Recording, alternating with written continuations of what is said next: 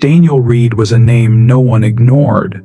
He built companies, crushed competition, and filled bank accounts. That morning, he was heading to court. One of his companies had a small zoning issue. The car stopped outside the Manhattan courthouse. His driver, Carl, opened the door. He had only taken 3 steps when a voice called from behind, "Sir, do you have something to eat?" The Daniel stopped.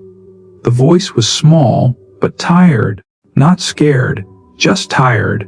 He turned around. A little girl stood on the sidewalk. Her clothes were dirty, hair tangled, and her face looked like it hadn't been washed in days.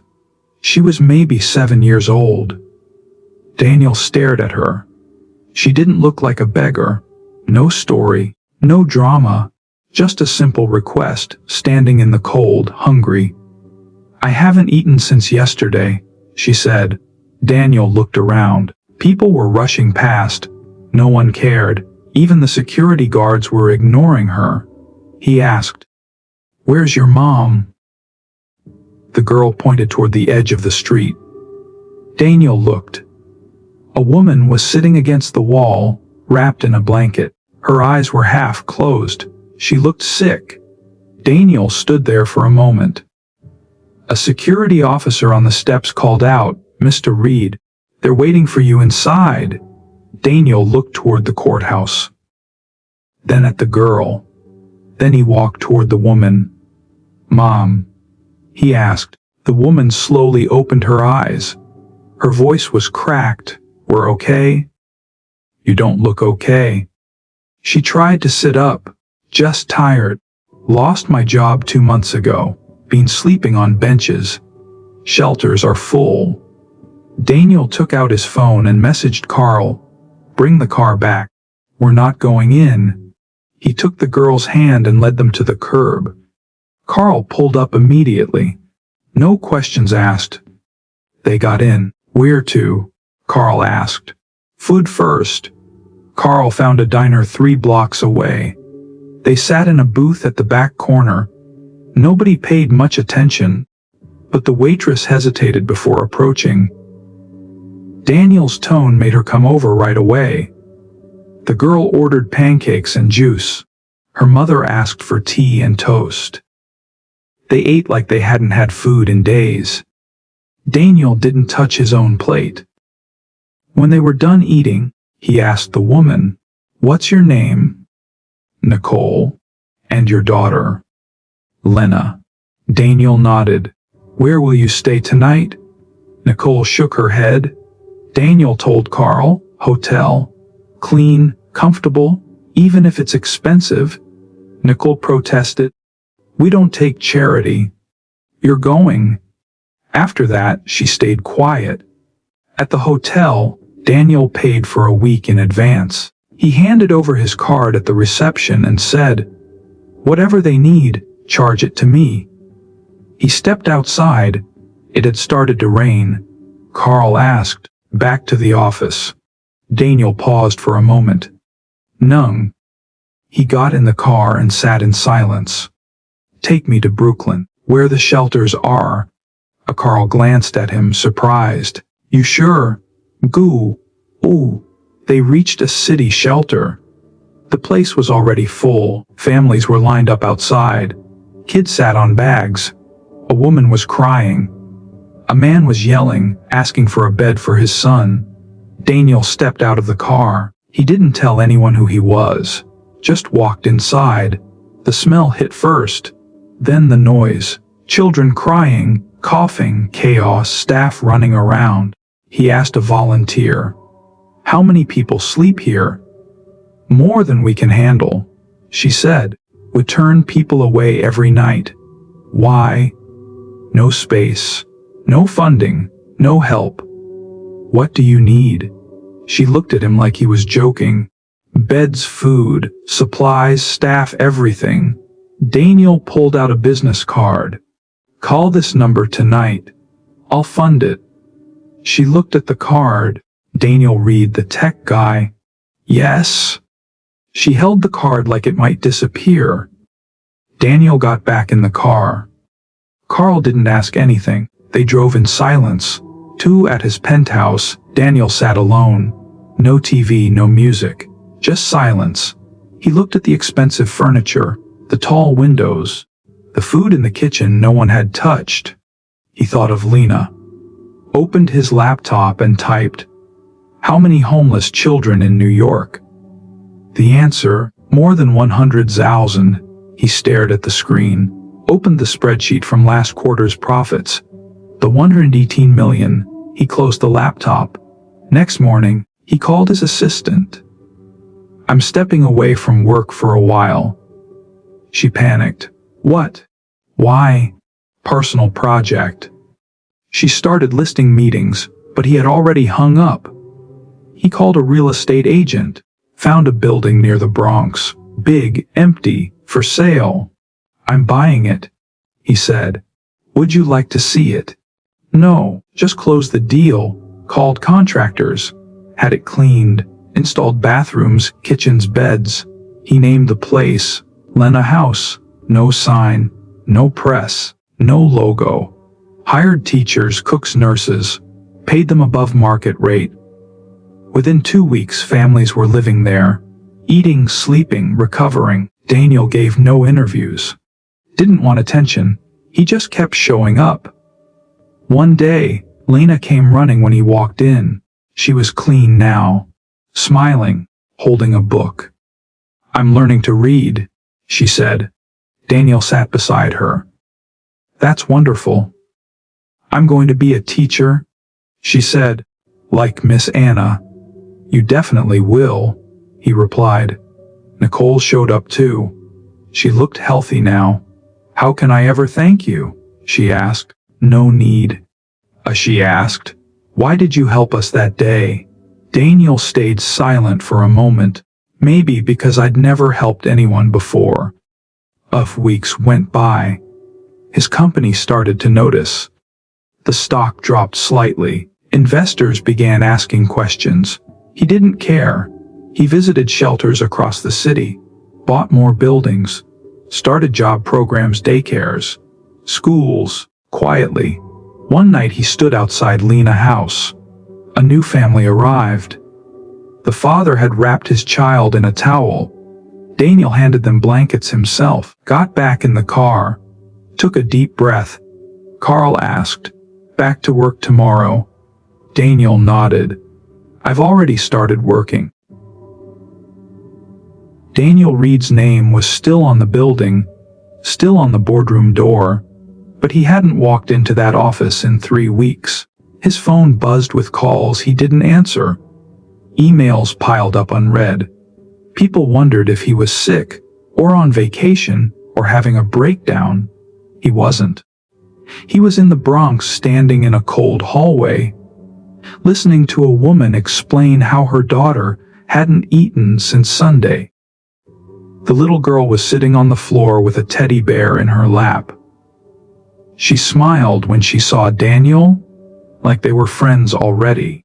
That was the 5th family that day, and it was only 2 p.m. Daniel turned to the director of Lena House. "How many beds do we have left?" 4, maybe 5. That's it. He didn't speak for a few seconds. Then he said, "We need more space." The director shrugged. "There's another building down the block, same size as this, empty. For sale." Daniel pulled out his phone. "Be it." "You haven't even seen it." "Doesn't matter. Get it ready by the end of the month." The director nodded. She didn't ask questions anymore. That night, Daniel sat in the break room with one of the staff members, a nurse named Olivia. "You ever think you'd be doing this?" she asked. "No. You could have retired by now. Rich, famous, done with all this?" "I'm still rich," he said. She laughed. "Why are you here?" Daniel thought about the first day, about Lena, about her voice asking for food, about Nicole, sick and silent. "I'm here because I never was before." Olivia didn't say anything for a minute. Then she nodded. "Well, I'm glad you are now." A week later, Daniel got a call from the mayor's office. "Mr. Reed, we'd like to talk about your projects." "I'm not running a project," Daniel said. "I'm just feeding people." "Well, you're operating shelters. You've purchased 3 buildings. You've hired staff. That's not small." Daniel didn't argue. "So what do you need?" "Would like to meet, just to coordinate." Daniel agreed. The meeting was short. The mayor shook his hand, smiled for photos, promised support. Nothing happened after that, so Daniel kept going. In month 2, Daniel created a team. Small, loyal, fast. 1 lawyer, 1 accountant, 2 retired teachers, 1 former chef. They called themselves the Inside 5. Their job: build more Lina houses. In Brooklyn, in Queens, in Jersey, wherever kids were sleeping on sidewalks. They didn't wait for approval. They didn't ask for funding. Daniel paid out of pocket. No investors, no press. He sold 2 of his vacation homes, donated half his stock, liquidated old assets. It didn't matter. What mattered were the 38 kids who went to sleep warm that night. On a rainy Thursday, Daniel visited a public school. He walked into a 3rd grade classroom and saw Lina. She ran to him, hugged him tight. "You came." "I said I would." She showed him her desk, her drawings, her spelling test with a star on top. "I got 9 out of 10, he smiled. "That's better than I ever did." Nicole met him outside. "I got a job," she said. Daniel raised his eyebrows. "Hospital janitor. It's small, but steady. I start next week." He nodded. "Proud of you." "I wouldn't be here without you." "You'd be here," he said. "You were already fighting. I just saw it." Back in the city, Daniel walked into a business meeting. First time in 2 months. The board looked shocked. "Daniel," one said, "we weren't expecting." "I'm not back," he interrupted. "I just want to talk." The room went silent. "You all know what I've been doing." They nodded. "I won't stop. You can fire me if you need to. I won't be offended." But one board member asked, "Do you really think this is sustainable?" Daniel looked him straight in the eyes. "I think losing kids to hunger is what's unsustainable." Another tried to speak. Daniel stopped him. "I'm not here for approval. I'm here to say I'm redirecting $50 million from the next quarter's profits into this mission." Someone whispered, "That's insane." "No," Daniel said. "What's insane is pretending this city is fine." He stood up. "I'll send the paperwork. You can vote on it." Then he left. Outside, Carl was waiting by the car. Daniel asked, "You think I did the right thing?" Carl looked at him through the mirror. "You're the only one doing anything." The weeks passed. The 2nd building opened, then the 3rd. By spring, over 600 people were living in Lina houses across the city. Children were in schools. Parents were in job training. Some had already moved out and into their own apartments. One night, Daniel got a call from Nicole. "Lina won a writing contest. She wrote about you." Daniel didn't say anything. "She called you the man who stopped walking." He smiled quietly. News finally broke. A journalist found out and published a long article. Headline: "From Boardroom to Shelter, the Billionaire Who Walked Away." The story went viral. TV stations called, podcasts, newspapers. No one could believe Daniel Reed had walked away from power to help people with nothing. He refused interviews. "I'm not the story," he told them, but people still showed up. Volunteers, donors, nurses, drivers. Everyone wanted to be part of it, and Daniel let them in. He trained new leaders. built systems that could survive without him. Because he knew this wasn't about him.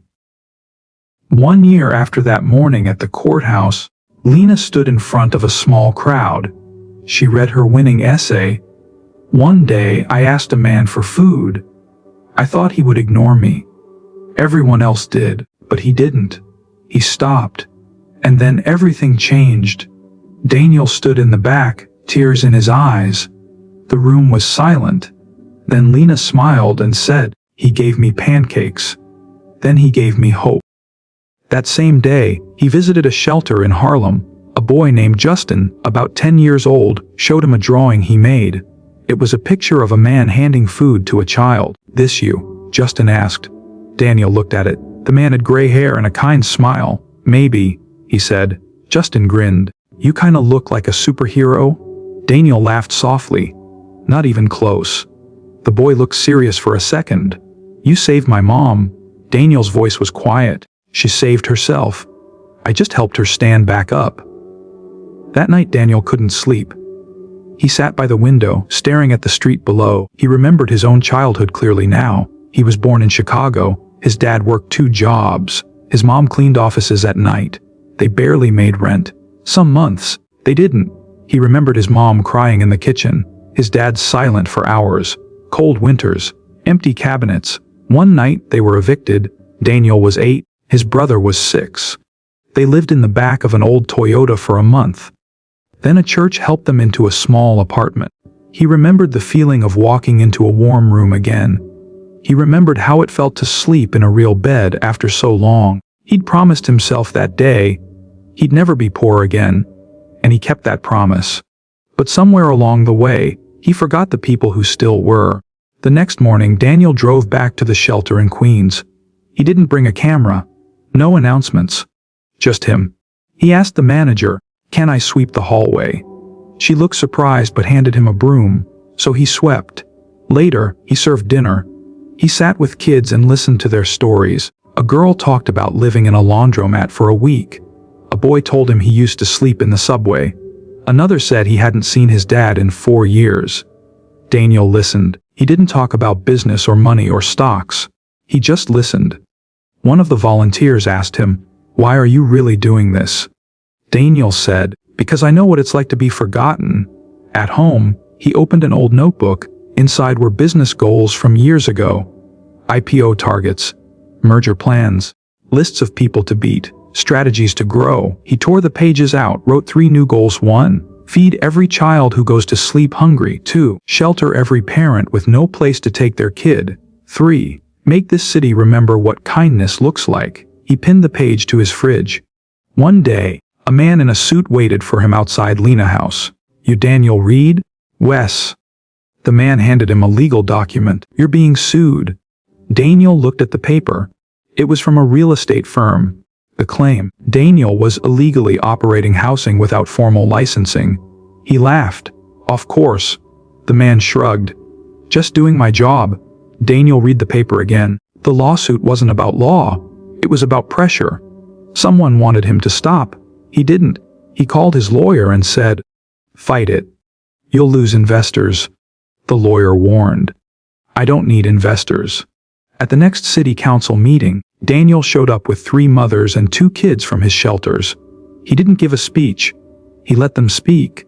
One mother said, "My son would be dead if not for this place." A kid said, "I eat every day now." The room was silent when they finished.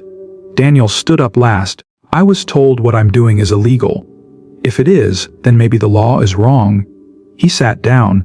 That quote made the papers the next day. If it's illegal to feed and house people, then maybe the law is wrong. Daniel Reed. It went viral. The lawsuit quietly disappeared.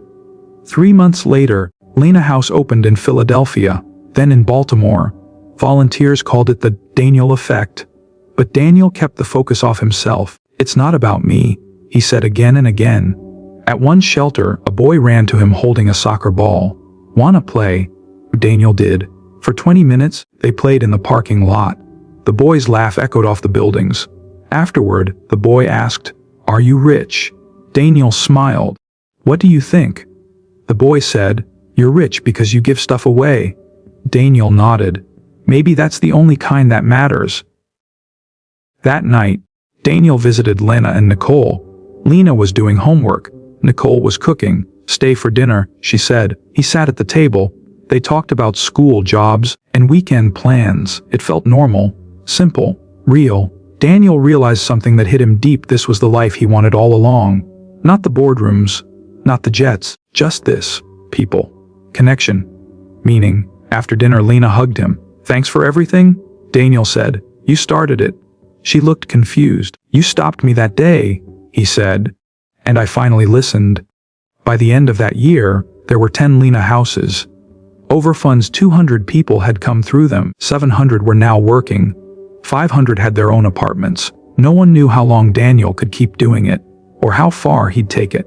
But everyone knew one thing. He wasn't the same man he used to be. Daniel stood in the hallway of City Hall.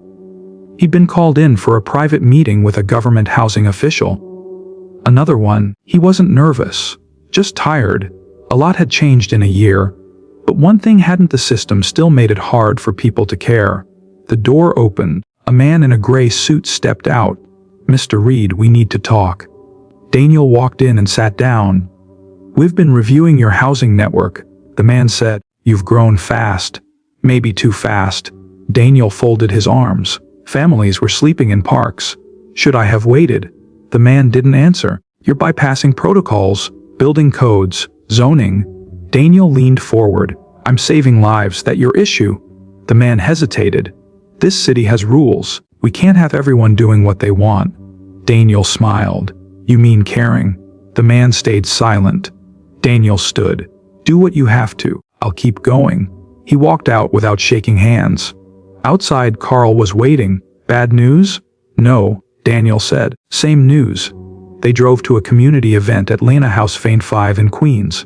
Kids were painting walls. Volunteers were handing out shoes and backpacks. Laughter filled the air. Daniel watched for a while before stepping inside. Olivia met him in the hallway. The city's not happy with you again. I'm used to that. They're threatening to shut down 2 locations. Daniel didn't blink. Then we'll build 10 more. 2 days later, a woman named Maria showed up at the shelter in Staten Island. She had 2 daughters and a backpack. We lost our place, she told the staff. I just need a few nights. I start a job next week. They let her in. No questions. That was the rule. Daniel visited the next morning. Maria was in the kitchen making eggs. My girls haven't had a kitchen in months, she said. Daniel smiled. It's yours for now. Maria wiped her eyes. This place doesn't feel temporary, it feels safe. That's the goal. Meanwhile, back at his old company, things were shifting. The new CEO called Daniel. Would like you to return. Advisory role. No pressure? Daniel said no. You don't even want to hear the offer. No. The CEO asked, why not? Daniel looked out the window. Because I'm finally doing what I should have done from the start. That week, Daniel walked through the halls of Lena House Bay 2 in the Bronx. A kid ran up to him. Mr. Daniel, guess what? What? I got into high school? Daniel gave him a fist bump. Proud of you? My mom cried. She never finished middle school. Daniel crouched to his level. You're changing the story. The boy grinned. I'm gonna be a lawyer, help kids like us. Daniel believed him. Later, a volunteer asked Daniel a question he didn't expect. What happens when you're gone? Daniel paused. Gone. You know, if something happens? Or if you just burn out? Daniel thought. Then this better be built strong enough to survive me. That night, he called a meeting. His core team, the Inside 5, sat in a circle. We need leaders, Daniel said. Not followers, not workers, leaders. They all listened. Lena House has to live without me someday. They didn't argue, they nodded. That night, they created a 10-year plan. Not for expansion, for survival. In month 14, a fire broke out in an old apartment building in Brooklyn. 5 families were displaced. Daniel got the call at midnight. He was there by 12:45 a.m. He brought blankets, food, called doctors, cleared a room at Lena House. The next morning, a photo of him carrying a child from a smoky stairwell went viral, but Daniel didn't speak to the press. He just went home, took a shower, and showed up the next day at another shelter. Business as usual. Nicole called him one afternoon. Lena got accepted into the city's gifted program. Daniel closed his eyes and smiled. She wrote about you again. Daniel laughed. She really needs new material. No, Nicole said. She wrote about pancakes, about how one small thing can open a new life. Daniel went quiet. You okay? Nicole asked. I'm just proud. The mayor's office finally reached out again, this time with a different tone. Would like to partner, they said. Officially, Daniel was cautious. No red tape, he said. No slowing us down. They promised to support without interference, so he agreed. Carefully, within weeks, new shelters were funded under a city Lena House agreement. Daniel kept control. The city provided resources. It wasn't perfect, but it helped. For the first time, things felt possible. One rainy day, Daniel walked through Lena House A8. He sat with a teen named Marcus. Big kid, quiet eyes. You from around here? Daniel asked. Was.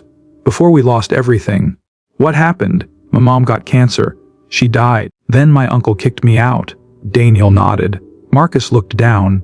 I don't talk to anyone. But they said you listen. I do. Marcus pulled something from his bag. A notebook. He opened it and started reading. It was poetry. Raw, honest, angry. Daniel listened, every word. When Marcus finished, Daniel said, You're a writer. No one ever told me that. I just did. Daniel called a friend who ran a youth publishing program. Meet this kid, he said. Give him a shot. 2 weeks later, Marcus's poem was featured online. The title was simple. I slept on the sidewalk, and no one looked until he did. At a dinner for Lena House staff, Daniel stood up. He rarely gave speeches. But this night was different. I used to think success meant more money, more power, he said. I was wrong. Success is kids in school, moms with jobs, empty shelters. He looked around. You are the reason this works. Every meal served, every bed made, every word spoken to someone who needed it. Thank you. They stood and clapped. He didn't sit down for a while. As year 2 approached, Lena House had touched over 3,000 lives. Daniel still didn't call it a movement. He called it a duty. The duty to see what others don't. To stop when others walk past. To care when it's inconvenient. That night, Daniel sat in his car staring at the first shelter. He whispered to himself, what if she never spoke to me that day? The answer chilled him. So many lives would be different, maybe even lost. He looked up. The light was on in the tutoring room. Lena was inside helping another girl with spelling. Daniel leaned back in his seat. He smiled. And he stayed parked there, just watching. The shelter was quiet that morning. Daniel sat alone in the garden behind Lena House Phase 1, drinking cheap coffee from a paper cup. The sun was rising, slowly painting the walls with soft light. He looked tired, but peaceful. It had been exactly 2 years since that court hearing changed everything. Since that girl asked him, Sir, do you have something to eat? He never found her again, never even learned her name. But she changed him, saved him. That moment didn't just help her, it woke him up. And in 2 years, thousands of lives had been touched. Lena was in school now, thriving. Nicole had started her own foundation. Marcus was publishing his second book of poetry. And the Lena House model had expanded to 9 cities. It worked, but more than that, it mattered. Daniel took a deep breath. Today, he was walking away. Not because he gave up, because he knew it was time. He walked inside and found Olivia in the hallway. She smiled. You ready? As I'll ever be. She handed him a folder. We'll take it from here. He nodded. I know you will. She hugged him tightly. You changed my life, Daniel. He held the hug for a second longer. You were always meant to lead. That afternoon, Daniel visited each Lena House building in New York.